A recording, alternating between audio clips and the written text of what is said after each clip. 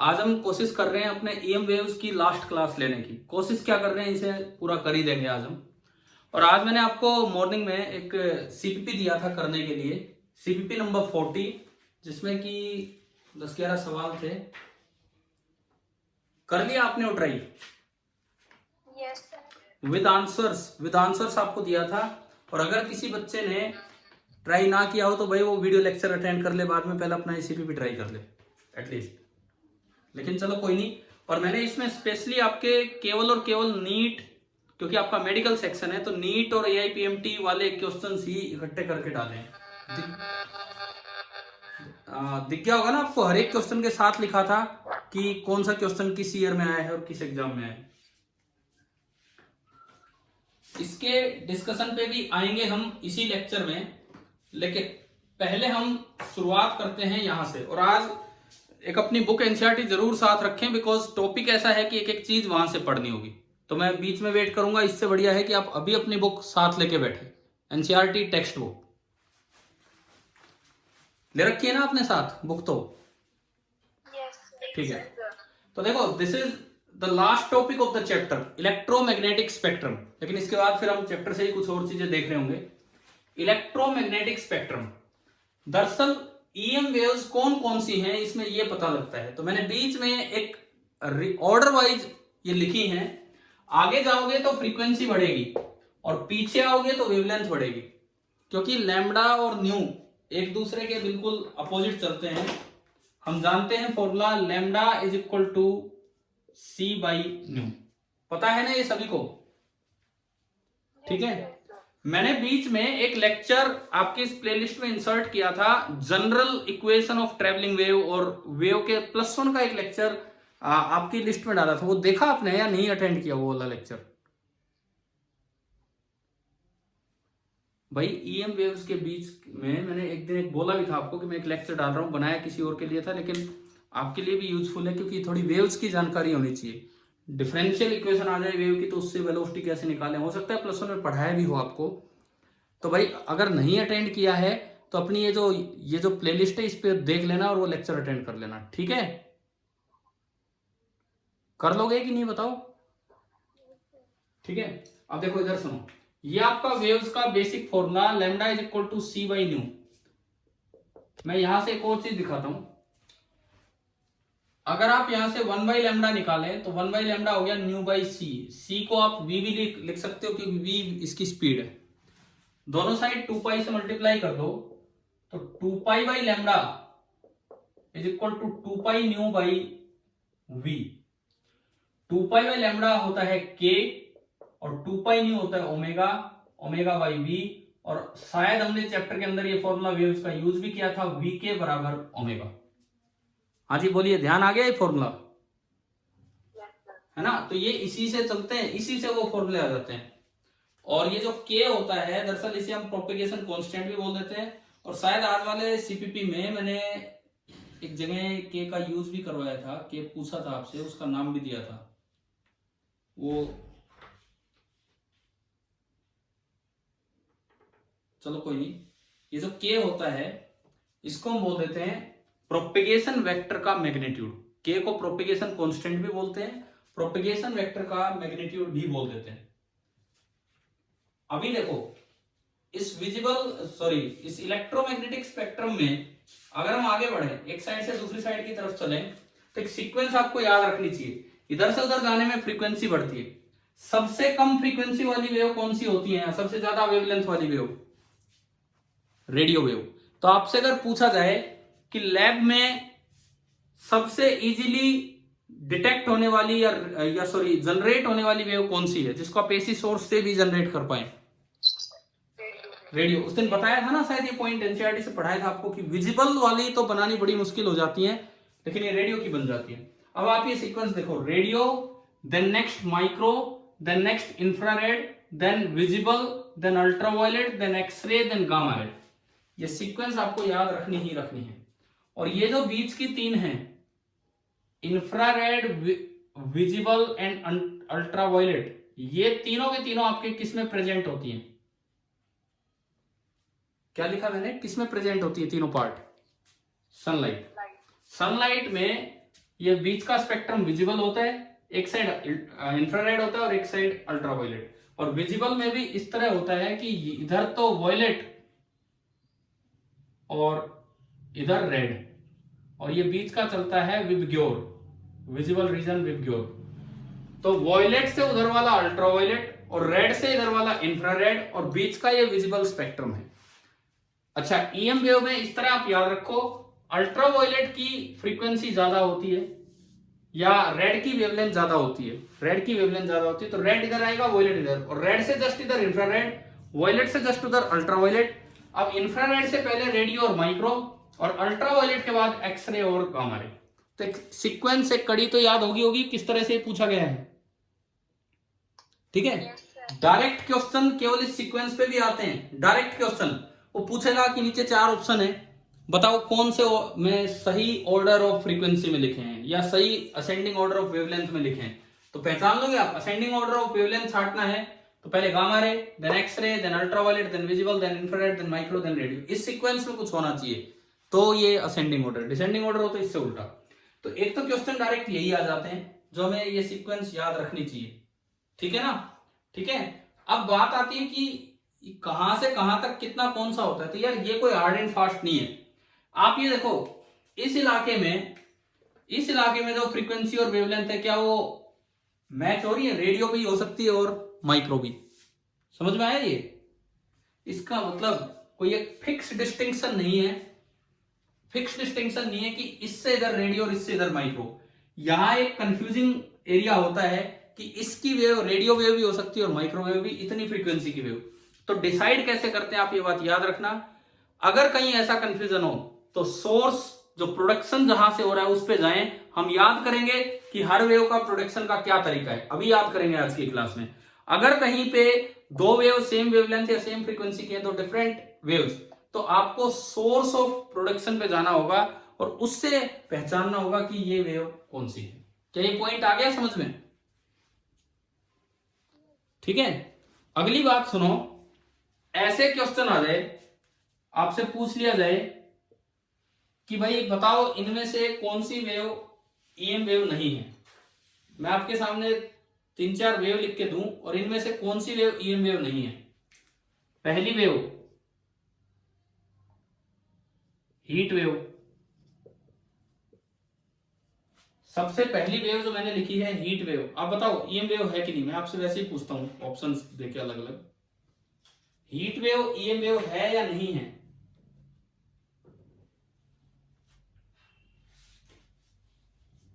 बोलिए। मैंने आपसे आपके सामने लिखा हुआ है और मैंने पूछा कि हीट वेव ईएम वेव है कि नहीं है। Yes, कैसे? इनमें से कौन सी वेव को हीट वेव बोलते हैं? ईएम स्पेक्ट्रम तो यही है, इससे बाहर कोई वेव ईएम वेव नहीं है। तो इनमें से कौन सी वेव को हीट वेव बोला जाता है?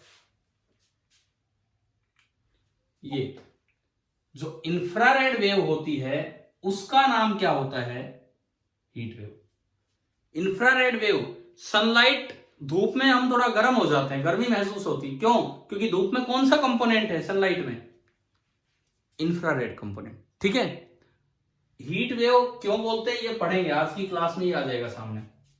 दूसरा, मान लो आपसे पूछा जाए कि बीटा रे, बीटा रे ईएम वेव है कि नहीं है?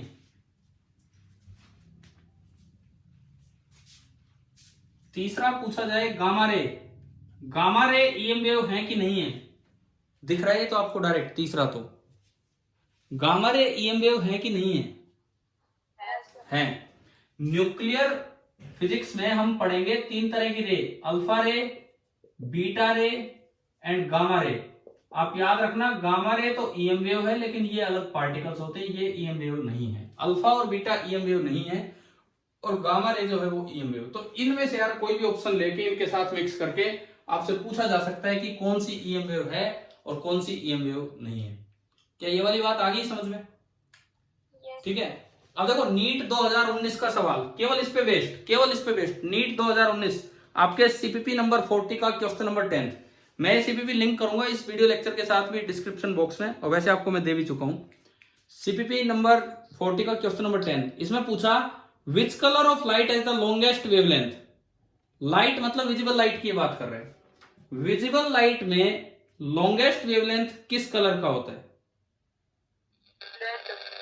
रेड। ये आपको दिख गया होगा यहां से। और इनमें हमने, अच्छा इसमें ऑप्शन नहीं लगा के दिया है, कोई नहीं, कुछ में ऑप्शन दिए भी थे कि नहीं? लास्ट के 3 में नहीं दिए सर। लास्ट के 3 में नहीं दिए, कोई बात नहीं, अभी बता देता हूं। तो इनमें से देखो आप, लॉन्गेस्ट वेवलेंथ की लाइट कौन सी है? इधर आ रहे हो तो वेवलेंथ पड़ रही है, तो रेड। अब यार ये नीट 2019 का सवाल है, नीट 2019, तो क्या आपको डायरेक्टली देखते ही नहीं हो जाना चाहिए था? सीधा 4 नंबर का क्वेश्चन ईएम वेव से, ठीक है? इसीलिए बड़ा आसान चैप्टर है। क्वेश्चन आते हैं तो आसान आते हैं, इससे मुश्किल नहीं आते हैं। तो वायलेट, रेड, ब्लू, ग्रीन, तो इसका आंसर आप कर लेना। 10th का आंसर आपका होगा सेकंड मतलब रेड, ये इसका आंसर हो गया। अच्छा, इसके बाद देखते हैं हम क्वेश्चंस पे, तो बाद में आएंगे, पहले हम इसी को थोड़ा सा स्टडी करते हैं, ये स्पेक्ट्रम को। अच्छा, रही बात इसकी रेंज, अब रेंज हार्ड एंड फास्ट तो है नहीं, फिर भी थोड़ा सा आइडिया लग जाता है। जैसे आपसे पूछे कि 10⁵ हर्ट्ज की फ्रीक्वेंसी है, 10⁵ हर्ट्ज की फ्रीक्वेंसी है, तो बताओ ये कौन सी वेव है? बताओ इसमें देख, रेडियो। 10⁵ हर्ट्ज पे जाके यहां बन पा रहा है आपका रेडियो, 10⁶ पे भी रेडियो है, ठीक है? 10⁻10 पे पूछे तो अप्रोक्सीमेटली माइक्रो, ऐसे भी पूछा जा सकता है, वेवलेंथ से भी पूछ सकते हैं। तो आप कुछ आइडिया रखो, थोड़ा सा आइडिया रखो कि कहां क्या है। हाँ, एक तो ये याद रखना आसान होता है, देखो एक चीज पता है तो उससे दूसरी निकल जाएगी। मान लो मैंने लिखा न्यू 10⁻24, तो यहां रखो 10⁻24। सी है 3 × 10⁸, 3 × 10⁸ अपॉन 10⁻24, कितना बचा? क्या ये बचा कि नहीं? Yes sir. है ना? तो ये सारे ऐसे लिखे हुए हैं, 10⁻20, तो 3 × 10⁸ अपॉन 10⁻20 ये बचा। तो इस तरह से आप आइडिया लगा लेते हैं। और विबग्योर में एक चीज याद रखना आसान है कि वॉयलेट नियरली 400 नैनोमीटर वेवलेंथ होती है और रेड नियरली 700 नैनोमीटर वेवलेंथ होती है। तो आप एक आइडिया तो लग जाता है कि भाई 400 नैनोमीटर, नैनो मतलब 10⁻⁻9 मीटर, 400 से 700 नैनोमीटर तक ये विजिबल स्पेक्ट्रम है, और इसके आगे और इसके पीछे फिर अल्ट्रावायलेट और इंफ्रारेड। और अगर फ्रीक्वेंसी पूछे तो लैम्डा बराबर c/न्यू से आप न्यू निकाल के कुछ आइडिया यहां से लग जाएगा। तो थोड़ा सा आइडिया ले लेंगे इसका कि वैल्यूज कहां से कहां तक जा रही है, ठीक है? अब दूसरी बात, ईएम स्पेक्ट्रम हम डिफाइन करें कि भाई होता क्या है ईएम स्पेक्ट्रम। तो ईएम स्पेक्ट्रम का एक ही मतलब है कि the distribution of EM waves, distribution of all the EM waves in the ascending order or descending order of frequency or their wavelength। इस स्पेक्ट्रम को ही हम बोल देते हैं ईएम स्पेक्ट्रम, कि इनको इस तरह से जचाना कि डिसेंडिंग या असेंडिंग ऑर्डर में लगा देना फ्रीक्वेंसी और वेवलेंथ के अकॉर्डिंग, ये आपका है ईएम वेव। अब पहली बात ये याद रखना, the boundaries separating different regions of EM wave are not sharply defined. The boundaries separating different regions of EM waves are not sharply defined। और अगर कभी भी कंफ्यूजन हो कि एक ही रेडियो वेव भी उस वेवलेंथ पे, माइक्रो भी उस पे है, तो फिर हमें जाना पड़ेगा सोर्स ऑफ प्रोडक्शन किस तरह से हो रहा है, उससे पता लगेगा कि ये कौन सा क्या है। ये बात मैं बता चुका हूं, शायद आपको समझ में आ ही गई होगी, ठीक है? चलिए हम आगे। अब इसके बाद देखो एक एक रीजन स्टडी करना स्टार्ट करेंगे और वहीं से कुछ चीजें हम सीखते चलेंगे कि क्या है। आप अपनी बुक निकाल लो यार, एनसीईआरटी टेक्स्ट बुक निकाल लीजिए, मैंने भी साइड में बुक रखी है। सबसे पहले हम आते हैं रेडियो वेव पे, बुक निकालो और उसके अंदर सबसे पहले आप देखिए रेडियो वेव, पेज नंबर 281 मिल गया? देखो आज की क्लास की अहमियत ही ये है कि हमें ये चीजें याद होनी चाहिए, जो हम पढ़ रहे हैं वो याद होनी चाहिए। और खाली ईएम स्पेक्ट्रम ही आज नहीं पढ़ेंगे, इसके बाद मैं चैप्टर को फिनिश करूंगा कुछ और कॉन्सेप्ट्स के साथ। तो पहले हम आ रहे हैं रेडियो वेव्स। रेडियो वेव्स ये लिखता है, radio waves are produced by accelerated motion of charges in conducting wire. देखो हमने एक चीज पढ़ी थी, ईएम वेव का सोर्स क्या है? ओनली एंड ओनली एक ही सोर्स है, क्या है? Accelerated charge. अगर कंडक्टिंग वायर में चार्ज एक्सेलरेट हो रहा है, कंडक्टिंग वायर के अंदर चार्ज एक्सेलरेट हो रहा है, तो उनसे कौन सी वेव बनेगी? Radio wave. याद हो जाएगी एक कंडक्टिंग वायर है, कंडक्टर है, उसके अंदर अगर चार्ज एक्सेलरेट होता है तो उससे जनरेट होती है रेडियो वेव। और जब एसी फ्लो करता है तो चार्ज बार बार एक्सेलरेट होता है, क्योंकि कभी तो करंट बहुत ज्यादा बढ़ेगा, कभी जीरो होगा, क्योंकि अपोजिट डायरेक्शन में जाएगा। तो इसीलिए एसी सोर्स से बड़ी आसानी से रेडियो वेव जनरेट हो जाती है। ठीक है, आगे लिखता है they are used in radio and television communication systems. भाई सीधा पूछा जा सकता है रेडियो और टेलीविजन कम्युनिकेशन सिस्टम्स में कौन सी ईएम वेव यूज होती है, तो कौन सी ईएम वेव हम यूज करते हैं? Radio wave. ठीक है, आप एक बार देखो रेडियो वेव की फ्रीक्वेंसी 10⁶ हर्ट्ज में जा रही है कि नहीं? देखो इधर ध्यान दो, क्या रेडियो वेव की फ्रीक्वेंसी 10⁶ हर्ट्ज में गई? तो 10⁶ को मेगाहर्ट्ज बोल सकते हैं, मेगाहर्ट्ज। आप एफएम चैनल्स की फ्रीक्वेंसी सुनना, एफएम चैनल्स की फ्रीक्वेंसी, कोई बच्चा अगर ध्यान देता हो रेड एफएम या इन सबके, तो इनकी फ्रीक्वेंसी लगभग कितनी होती है बताओगे? 98.3 मेगाहर्ट्ज। सुना है क्या ऐसा कुछ? अरे कोई क्या गाने वाने नहीं सुनते या कभी एफएम ही नहीं सुना? सुनो तो मेरी बात सुनो, इनकी फ्रीक्वेंसी मेगाहर्ट्ज में होती है। ये जो चैनल्स अपने संदेश भेजते हैं इनकी फ्रीक्वेंसी मेगाहर्ट्ज में होती है। आप कभी भी देख लेना, 100.1 मेगाहर्ट्ज, 98.3 मेगाहर्ट्ज, 90.1, 87.2 मेगाहर्ट्ज, इस तरह के अलग अलग चैनल्स हैं। तो मेगाहर्ट्ज में फ्रीक्वेंसी है, मतलब वो कौन सी वेव आ रही है, कौन सी वेव आती है वहां पे कम्युनिकेशन के लिए? Radio wave. तो शायद ये बात याद हो जाएगी मेगाहर्ट्ज वाली बात से। ठीक है, आगे लिखता है they are generally in the frequency range, एक बड़ी फ्रीक्वेंसी रेंज इसकी है 500 kilohertz to about 1000 megahertz. 500 kilohertz से लेके 1000 मेगाहर्ट्ज, यहाँ पे एक बड़ी फ्रीक्वेंसी रेंज है इसकी रेडियो वेव की, 500 किलोहर्ट्ज से लेके 1000 मेगाहर्ट्ज। भाई बहुत इंपॉर्टेंट क्लास है आज की, last class is the best class for EM wave, क्योंकि अभी आपने देखा नीट 2019 में भी डायरेक्ट इन पे सवाल आ रहा है, और रेडिएशन प्रेशर से ज्यादा इंपॉर्टेंट टॉपिक ये है हमारे लिए, इन पे क्वेश्चन आते हैं सीधे, और इतना इंपॉर्टेंट ये बोर्ड एग्जाम के लिए, इतना ही नीट और जेईई के लिए। अच्छा सुनो, आगे सुनो, ये रेंज याद होगी कि रेडियो वेव की फ्रीक्वेंसी रेंज होती है 500 किलोहर्ट्ज टू 1000 मेगाहर्ट्ज। मेगा से याद हो जाना चाहिए कि चैनल्स की फ्रीक्वेंसी मेगाहर्ट्ज में होती है। अच्छा उसके बाद सुनो एएम।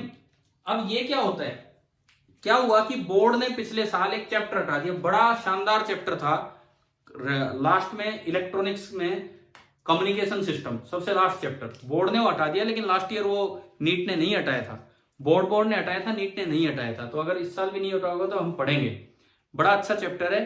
तो इन रेडियो वेव्स का यूज वहां हम सीखेंगे एम्पलीट्यूड मॉड्यूलेशन। एम्पलीट्यूड मॉड्यूलेशन ही पहले 12th के सिलेबस में हुआ करता था, तो एएम वेव क्या है वो तो वहां सीखेंगे। आप जिसको एफएम बोलते हो, एफएम उसकी फुल फॉर्म होती है फ्रीक्वेंसी मॉड्यूलेशन। दो तरह की ये वेव्स, तीन तरह की होती है दरअसल, पर उसको छोड़ो, तीसरा फेज मॉड्यूलेशन होता है। तो एम्पलीट्यूड मॉड्यूलेटेड वेव वहां यूज होती है उस चैप्टर में। तो ये लिखता है कि जो एएम बैंड है वो लगभग होता है 530 किलोहर्ट्ज से लेके 1710 किलोहर्ट्ज तक। अब इसने इसको ब्रेक किया है, ये जो 500 टू 1000 है ना, ये जो 500 टू 1000 है, अब ये इसको ब्रेक करके हमें दिखा रहा है कि 500 किलोहर्ट्ज से लेके 1000 मेगाहर्ट्ज, ये जो रेंज है रेडियो की, इसमें 530 से लेके 1710 किलोहर्ट्ज, 530 किलोहर्ट्ज से लेके 1710 किलोहर्ट्ज तक जो बैंड होता है उसे बोलते हैं amplitude modulated band. Am wave जो होती है, रेडियो जो पुराने रेडियो होते हैं उसके पीछे एक बटन सा होता था, एएम और एफएम। एएम की ये बैंड होती है कि उनकी वेव्स इस तरह से आती है, इस तरह से होगी। ठीक है, उसके बाद higher frequencies up to 54 megahertz are used for short wave band. इससे आगे 54 मेगाहर्ट्ज तक ये जो बैंड होता है इसको नाम दिया जाता है शॉर्ट वेव बैंड।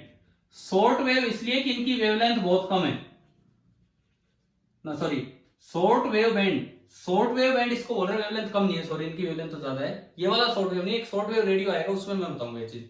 यहां इस बैंड का नाम है शॉर्ट वेव बैंड। अच्छा उसके बाद टीवी वेव। अब जो टीवी वेव होती है वो चलती है 54 मेगाहर्ट्ज टू 890 मेगाहर्ट्ज। 54 मेगाहर्ट्ज से लेके 890 मेगाहर्ट्ज तक, 54 मेगाहर्ट्ज से लेके 890 मेगाहर्ट्ज तक ये आपकी होती है टीवी वेव। देखो यार याद करो, 530 से 1710 किलो हर्ट्ज तक कौन सी वेव है रेडियो के अंदर? एम बोलो बोलो आप, 530 से 1710 किलो हर्ट्ज तक कौन सी वेव है? M wave. उसके बाद 54 मेगाहर्ट्ज तक कौन सी वेव है? Short wave band. उसके बाद 54 मेगाहर्ट्ज से 890 मेगाहर्ट्ज तक कौन सी वेव है? TV wave. ठीक है, और उसके अंदर 54 मेगाहर्ट्ज से 890 के अंदर बीच में एक छोटा चैनल है FM band, 88 megahertz to 108 megahertz.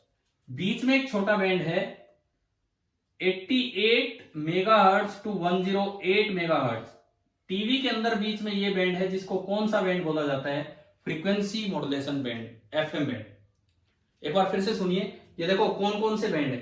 500 kilohertz से लेके लगभग 1000 मेगाहर्ट्ज तक आपका रहता है रेडियो बैंड, रेडियो वेव। इसके अंदर 530 से 1710 तक किलोहर्ट्ज में एम्पलीट्यूड मॉड्यूलेटेड वेव, 54 मेगाहर्ट्ज तक शॉर्ट वेव बैंड, 54 से 890 तक टीवी वेव, और उसके अंदर बीच में एक छोटा सा बैंड है 88 to 108, that is FM band. इतना तो आप याद कर ही सकते हो, कर लोगे ना?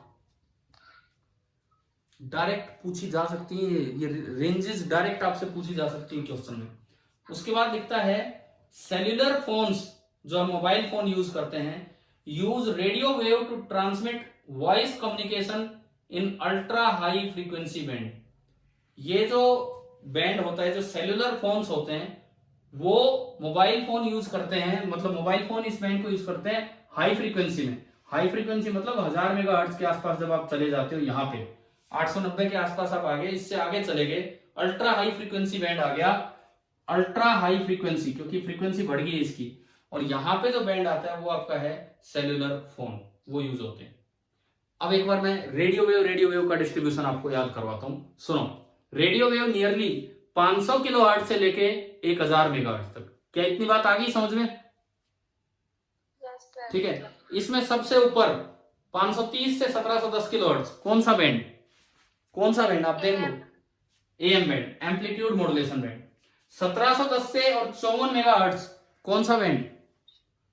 Short wave band, short wave band. 54 to 890 megahertz कौन सा बैंड? टीवी। उसके अंदर एक छोटी सी खिड़की है 88 टू 108 मेगाहर्ट्ज कौन सा band? FM band, frequency modulation band. और अल्ट्रा हाई फ्रीक्वेंसी यहाँ नियरली 1000 मेगाहर्ट्ज के आसपास चले गए, तो ये सेल्यूलर फोन्स के काम आता है। तो आपको क्या रेडियो वेव का पूरा डिस्ट्रीब्यूशन आ गया समझ में? ठीक है, याद रखना है ये, अगर भूल जाओगे तो एक क्वेश्चन डायरेक्ट चला जाएगा अगर इससे आ गया तो। रेडियो वेव आया ना यहां तक समझ में? ठीक है, अब एक बार पेज नंबर 283 पे आओ, एक टेबल दी है उस पे हम चलेंगे, पेज नंबर 283, फिर दूसरे पे चलेंगे। पेज नंबर 283 पे टाइप पहली है रेडियो। रेडियो वेव की वेवलेंथ की रेंज दे रहा है ग्रेटर देन 0.1 मीटर। 0.1 मीटर से जो बड़ी होगी, 0.1 मीटर से जो बड़ी होगी वो आपकी रेडियो वेव है। ठीक है, ये इससे भी आप आइडिया लगा सकते हो।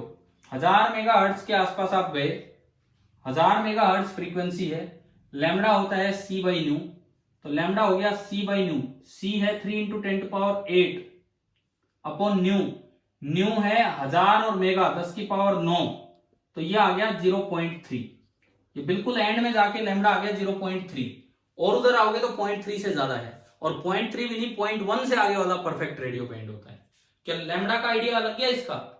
अभी हमने फ्रीक्वेंसी का आइडिया लगाया था, उल्टा चले तो लैम्डा का आइडिया लग गया। तो लैम्डा 0.1 मीटर से ज्यादा लैम्डा वाली जो वेव होती है वो आपकी रेडियो वेव है। ठीक है, अब देखो इसका प्रोडक्शन में क्या दिया है इसने? एरियल मतलब एंटीना, एरियल मतलब कुछ एंटीना होते हैं या कंडक्टर्स होते हैं, उनके अंदर rapid acceleration and deceleration of electrons होता है। हमने शुरू में पढ़ा कि कंडक्टिंग वायर के अंदर अगर चार्ज एक्सेलरेट करे चाहे डिसेलरेट करे तो उससे रेडियो वेव जनरेट होती है। तो रेडियो वेव का जनरेशन याद हो गया हमें? ठीक है, रेडियो वेव के जनरेटर होते हैं, उनको बोलते हैं ट्रांसमिटिंग एरियल, ट्रांसमिटिंग एंटीना या ट्रांसमिटिंग एरियल, जिसके अंदर कंडक्टर होते हैं और उसमें इलेक्ट्रॉन एक्सेलरेट और डिसेलरेट करते हैं। और लास्ट में बोलता है डिटेक्शन, डिटेक्ट कैसे की जाती है रेडियो वेव, वो भी एरियल से डिटेक्ट होती है, और उनके लिए बने होते हैं रिसीवर एरियल। अब और इनकी डिटेल आखिरी चैप्टर में थी, वो बोर्ड के सिलेबस से हट गया, पता नहीं नीट में होगा तो हम आपको पढ़ाएंगे।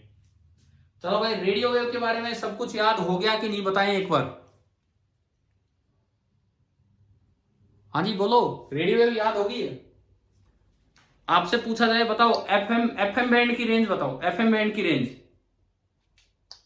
54 से 108। ना एफएम बैंड की रेंज होती है 88 मेगाहर्ट्ज टू 108। जो बीच की खिड़की थी, टीवी के बीच की जो खिड़की थी, उसे हम बोल रहे थे एफएम बैंड। आ गया ना समझ में? ठीक है, ऐसे मतलब कहीं भी चीजें यूज हो सकती है। चले तो भाई अब हम दूसरे पे चलते हैं, माइक्रोवेव। अपनी बुक में अगेन आप आइए पेज नंबर 281, जहां पे टॉपिक नंबर 2 है माइक्रोवेव। देखो आज है एक थ्योरेटिकल क्लास, पिछली क्लास कोई थ्योरेटिकल नहीं थी, उसमें तो हम कई तरह के क्वेश्चंस देख रहे थे, लेकिन आज इतनी अच्छी थ्योरी है कि ज्यादा चांस इस चैप्टर में से क्वेश्चन आज की क्लास में से आने के होते हैं। मतलब इसमें बोर्ड में भी और नीट में भी और जेई में भी आज वाली क्लास से ज्यादा सवाल आते हैं। तो देखते हैं माइक्रोवेव। अब माइक्रोवेव का दूसरा नाम सुनो, शॉर्ट वेवलेंथ रेडियो वेव। लिखा है ब्रैकेट में, मिल गया आपको ये? माइक्रोवेव का ही दूसरा नाम है शॉर्ट वेवलेंथ रेडियो वेव।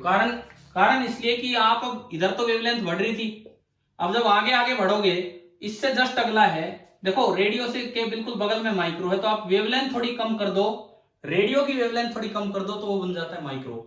तो ये short wavelength radio wave microwave का ही नाम है।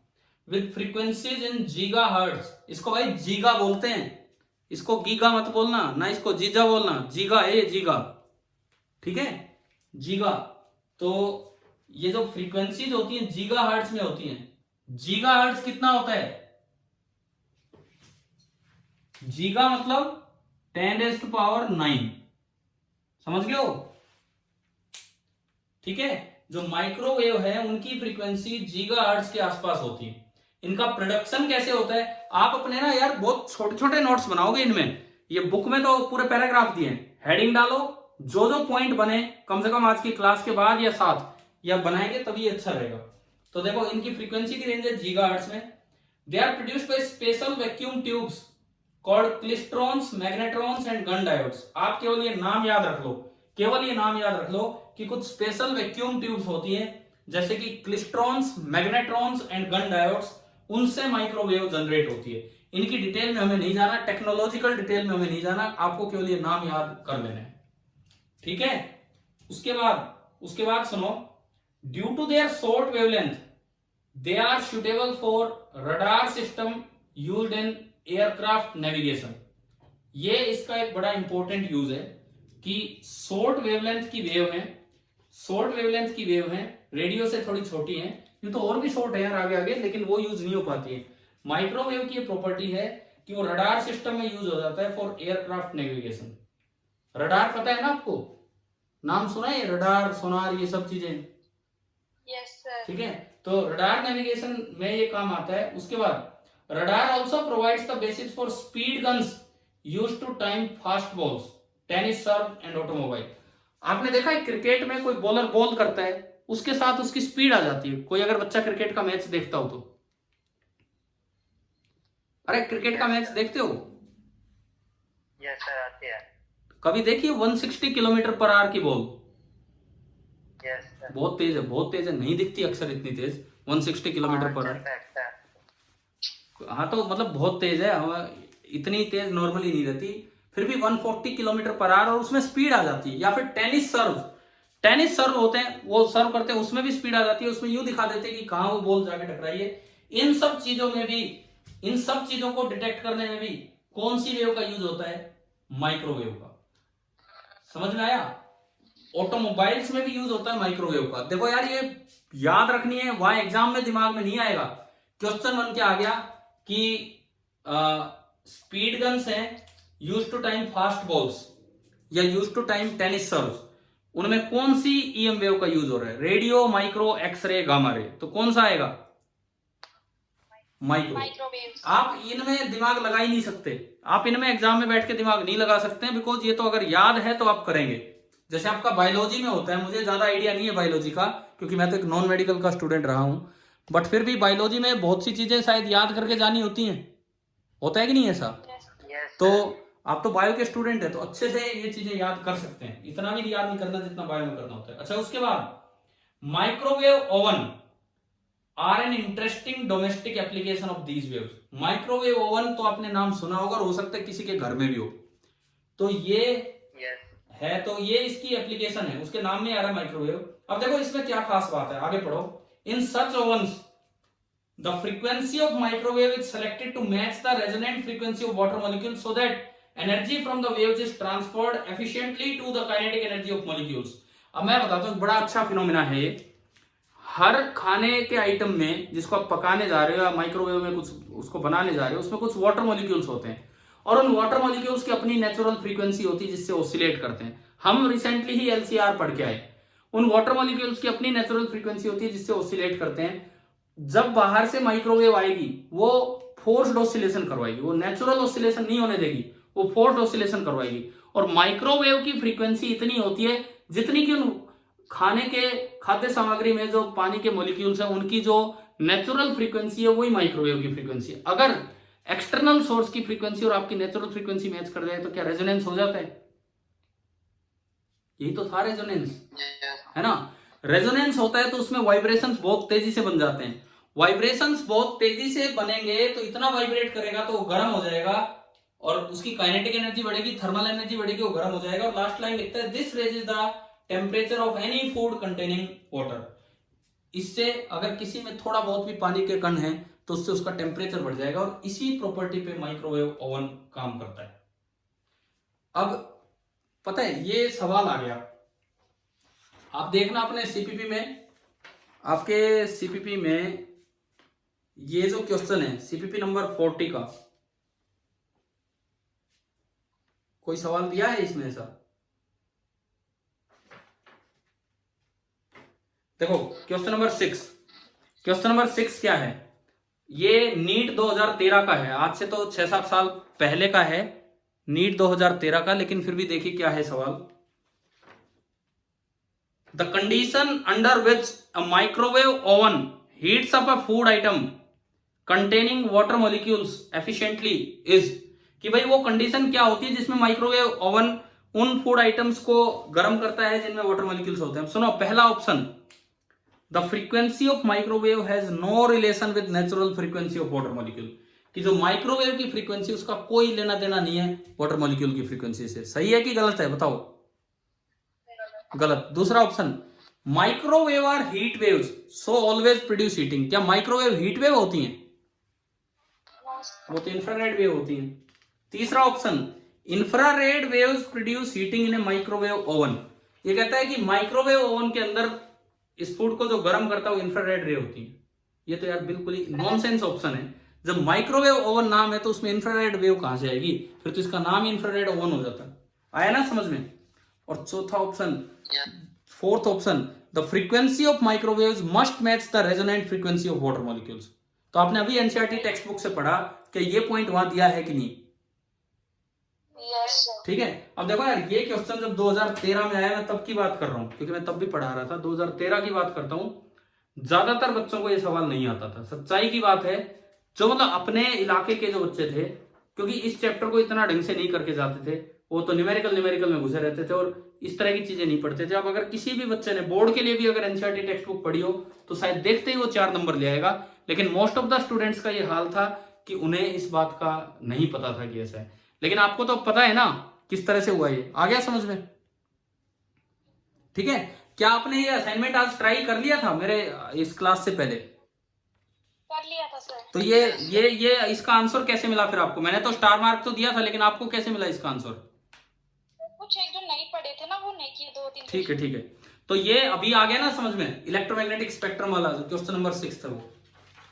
ठीक है। इसके बाद देखो, माइक्रोवेव ओवन की थोड़ी डिटेल इसने नीचे दी है ब्लू कलर में। भैया आप पढ़ेंगे, पढ़ लोगे अपने आप? जरूर पढ़ना, पता नहीं कभी इसी से मिलके सवाल आ जाए। और एक और बात मैं आपको बोलता हूं, मैंने आपको ये बोल रखा है कि ईएम वेव का टेस्ट होना है, आज के लिए बोला था, लेकिन कल चैप्टर पूरा नहीं हुआ। तो क्या कल हम आपका टेस्ट ले लें ईएम वेव पे? ऑब्जेक्टिव टेस्ट 30 क्वेश्चंस 120 मार्क्स, बताओ। लेकिन इसमें अब मैं एक बात बताता हूं, अभी मैंने +1 का टेस्ट लिया था सर्कुलर मोशन वाला, जो आप लोगों ने भी कुछ बच्चों ने दिया। केवल 10 बच्चों ने +1 से दिया था वो पेपर, तो मैंने बाकी बच्चों को ग्रुप से बाहर निकाल दिया, जो अलग से जो फिजिक्स ग्रुप बना है वो, जिसपे मैं ये रोज लेक्चर डालता हूँ, जिसपे कोई भी असाइनमेंट डालता हूँ। तो मैं आपकी क्लास में पहले से कह रहा हूं, जो बच्चा ये टेस्ट नहीं देगा कल, मैं टाइमिंग बता दूंगा, मैं उसको ग्रुप से फिजिक्स वाले, मैं +2 मेडिकल बी ग्रुप से बाहर नहीं कर सकता हूं, मैं फिजिक्स वाले ग्रुप से आपको बाहर कर दूंगा। आप तभी इस ग्रुप में रह पाएंगे जब आप ये टेस्ट देंगे, ठीक है? नहीं तो यार आपकी क्लास ने तो हद ही कर रखी थी, कभी 3 बच्चे टेस्ट देने आ रहे हैं, कभी 4। अब +1 में भी हमने उनको निकाल दिया है, तो आपकी क्लास में भी ऐसा ही होगा। क्लियर है ना? जो बच्चा अभी क्लास में नहीं है, वीडियो लेक्चर सुने, देखे, तब वो जान ले ये चीज। कम से कम उसे ये टेस्ट तो देना ही होगा हर हाल में। अगर किसी के पास नेटवर्क प्रॉब्लम हो तो मुझे कॉल करके उस समय बता दे कि भी मैं इस वजह से नहीं दे पाया हूं। चलिए देखते हैं, आगे देखते हैं। आपकी अगली रेडियो हो गया, माइक्रो हो गया, नेक्स्ट क्या क्या क्या बोलो। अभी लास्ट में क्या बता रहा था आपने? डिस्कनेक्ट हो गया। मैंने कोई थ्योरी का पार्ट नहीं बताया, मैंने लास्ट में ये बताया कि जो बच्चा कल टेस्ट नहीं देगा ना ईएम वेव का ऑब्जेक्टिव 30 क्वेश्चंस का 120 मार्क्स का, मैं उनको ग्रुप फिजिक्स ग्रुप से बाहर कर दूंगा, ये बोला है मैंने। हमेशा के लिए हाँ सर ना, तो हमेशा के लिए यही, क्योंकि मतलब इस टेस्ट में अगर आप नहीं आए तो मैं आपको बाहर कर दूंगा, आगे का आगे देखेंगे। क्योंकि आपका वो 12th मेडिकल बी वाला ग्रुप तो है ही, सारी इंफॉर्मेशन तो उसमें आ ही जाती है, बस इसमें तो मैं लेक्चर के लिंक डालता हूँ और क्या है, या कोई असाइनमेंट, तो मैं फिर उसके लायक आपको नहीं मानूंगा अगर आप टेस्ट नहीं देते हैं तो। ये मैं इसलिए बोल रहा हूँ, आपकी क्लास में से 3 या 4 बच्चे पेपर देने आ रहे थे, और मैंने +1 का बैच जिसमें 10-11 आए थे, बस उन्हीं को रखा है ग्रुप में, बाकियों को बाहर निकाल दिया। तो आप भी भाई थोड़ा ध्यान दें इस चीज पे, ठीक है? अब मैं आगे बढ़ता हूं, आगे सुनो, आगे समझो इस चीज को।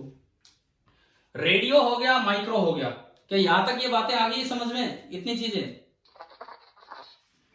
तो आप बताओ कि एयरक्राफ्ट नेविगेशन में कौन सी वेव का यूज किया जाता है? माइक्रोवेव।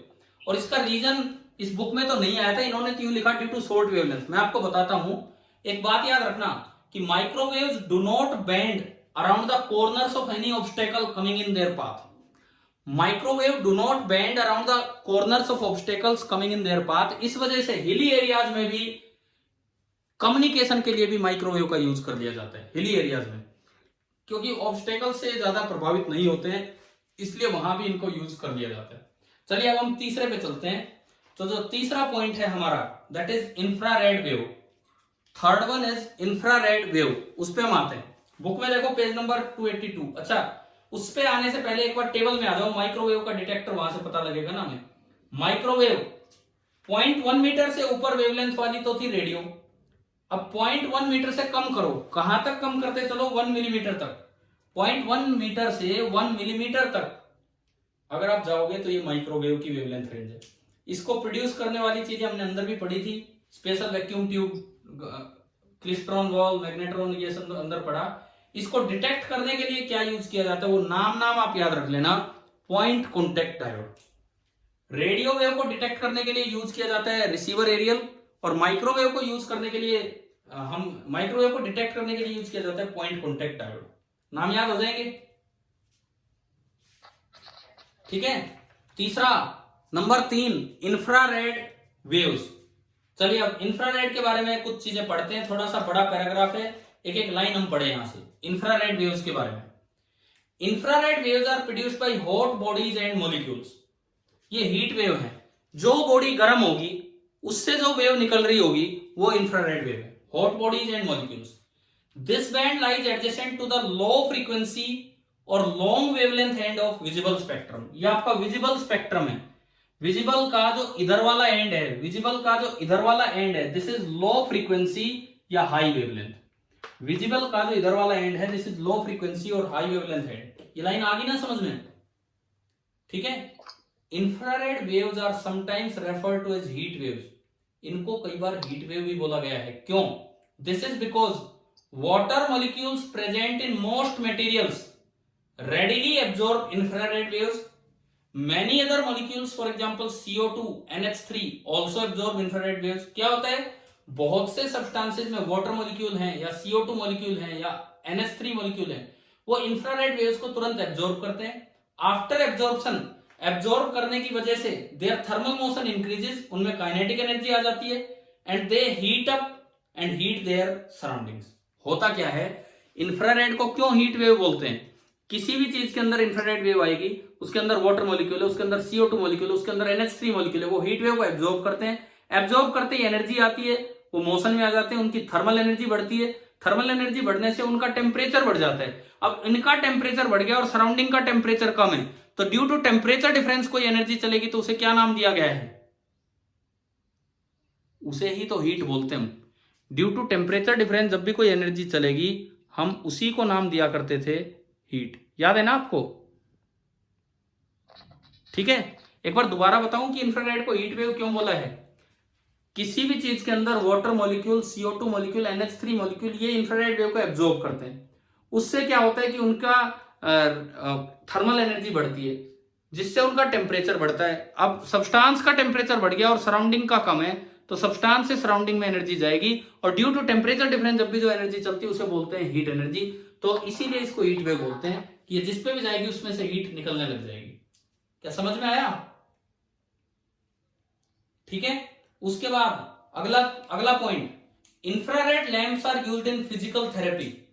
फिजिकल थेरेपी मैं आपको एग्जांपल देता हूं यार। एक देखो, हमारे कभी चोट लग जाती है, ये सुना है, बोलते हैं यार थोड़ी सिकाई कर ले, थोड़ा सेक दो इसको, सुना है क्या?